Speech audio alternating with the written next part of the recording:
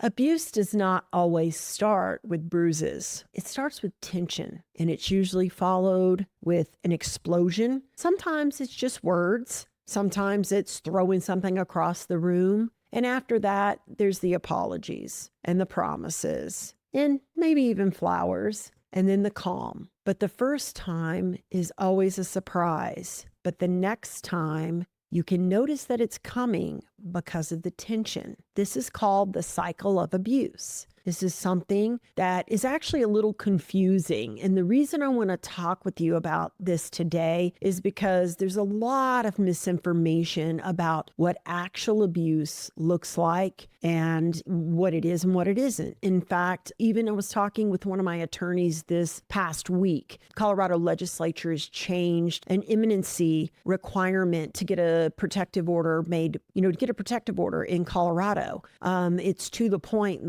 almost like, lawyers are thinking, what does this person have to do? Is give you the side eye, which made you feel a little uncomfortable to be able to get a protection order? I don't want to get that twisted. There is a very definitive cycle of abuse, but it doesn't have to include hitting. It doesn't start with hitting, but it is a pattern. It's tension, explosion, the honeymoon phase, the promises, the makeup phase. It's like people like to fight so they can have the makeup sex part, and then the calm. What happens is the time between explosions gets shorter and shorter. The honeymoon phases get shorter to non-existent, and it gets to be where the tension rather than the calm is the norm. So first off, I pulled up some common forms of abuse because I think it's really, really important to just name it. And I don't want to,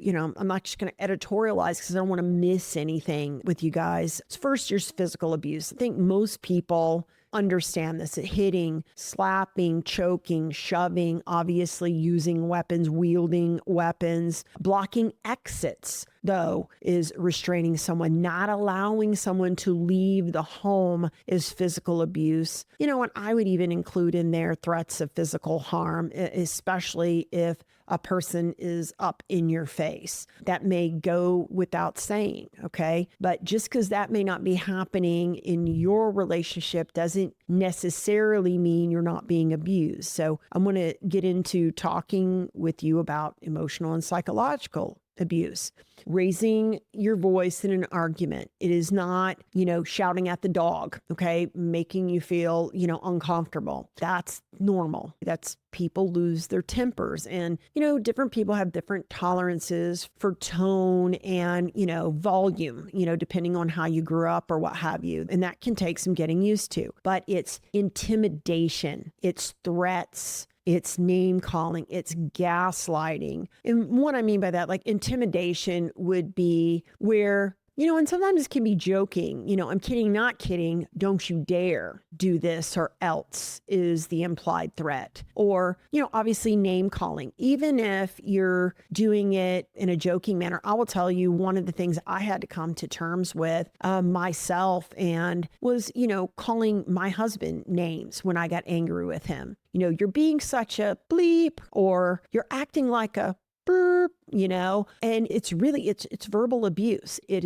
tears people down. It assaults who they are, not really what they've done when you begin to call them names instead of addressing the behavior as inappropriate. And gaslighting is basically acting as if something, they did isn't what actually happened. It's trying purposely to make you feel crazy, which is a little bit different than having different versions of the story of what had happened. I mean, my kids are always telling me, Mom, you said da da da. And I'm like, I don't remember that at all. And if I do remember, then I'm gaslighting. But if I'm, just 55 and can't remember everything I said, that's just, old age. So controlling behavior, like monitoring the phone. If your ex or your spouse is constantly checking your phone, requires that when you're on the phone with other people to be listening in. You used to be able to pick up the other line. Most people can't do that anymore, and listens in, is putting trackers on your phone.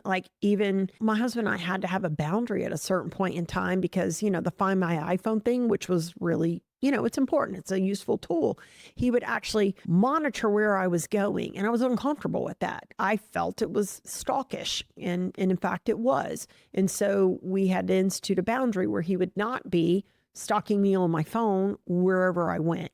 I can't really 100% verify that he doesn't do it, but it was a boundary that we initiated. I would say that's emotionally abusive, but definitely isolating you from your family and friends, which includes like talking badly about people, giving you a hassle every time you want to spend time with your sister or your best friends or your parents. And that can be a little gray as well because there can be disagreements there.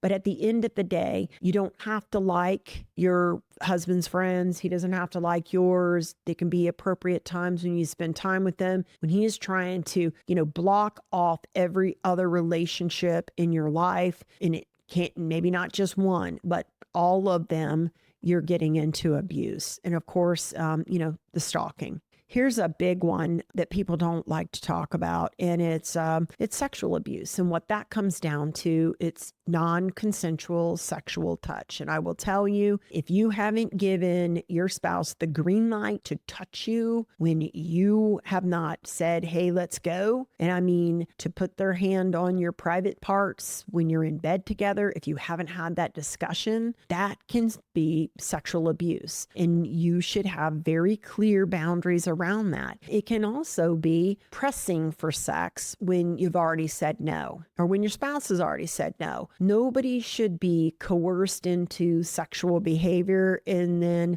going ahead with sexual acts when you have in fact said no, or even doing sexually degrading things while you're in the middle of it without getting express permission. These lines can get very blurry, which is why, I'm wanting to talk to you about this now so you can start to sort of take an inventory of what's going on. And of course, there's financial abuse. And actually, I see this as the number one reason people stay in abusive relationships for way too long. It's controlling access to money and resources. This happens very often to stay-at-home parents, sabotaging employment or withholding necessities. It's like giving your spouse a allowance that barely covers what you need for groceries and, the kids. And then, stealing or exploiting financial dependency. Some people would just run up cards, for instance, making it nearly impossible to become unlinked to them because you won't be able to handle the financial burden you're on. And of course, financial, like verbal threats and patterns of escalation. You want to be looking for these. Having kind of defined what abuse is or abuse isn't, I want to share a story with you about a client that I had who had gotten into a abusive relationship. This was a person who had a high school sweetheart where, there was a ton of love bombing and the cycle abuse started, early on, but they were together forever. And by the time that this person came to me for help, it was decades into their relationship. They were inextricably linked from a business standpoint. There were, military retirements involved. There was business assets involved. They actually were doing business together, pretty prominent. Actually, as a couple, it was a little shocking, in fact, to learn that this woman had ribs broken, arms broken, liver damage, deviated septum, black eyes, and lots of pictures of this and recordings of all this. And it had gone on and on and on for years. And this particular person, we filed for divorce and then dismissed,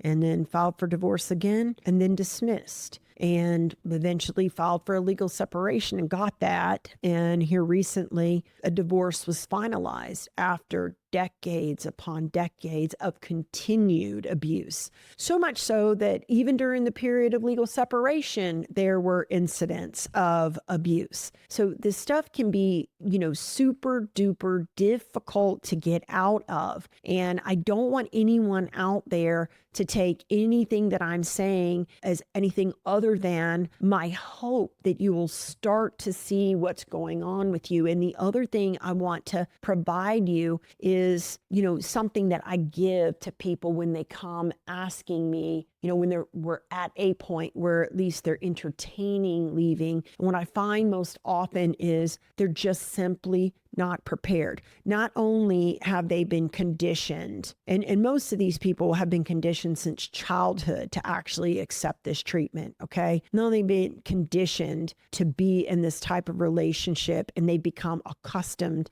to being this type of relationship, they believe that at a certain point in time, they have some control because they've learned how to get through the tension to the escalation, to get back to the honeymoon and normal more quickly. So they believe that they can sort of control the abuse and maybe even protect their children, or, they just don't have the resources to leave. And so what I always tell people is you need to establish a safety plan. And yes, that includes putting a bag in your car where you have the necessities for, an overnight or some overnights in a shelter or at somebody else's house. You need to have clothes, medications, and whatnot, for yourself, for your children, because a lot of times people just plain don't leave because they can't gather up what they need for their kids or for themselves, to be able to get out of the house to avoid, something that's going,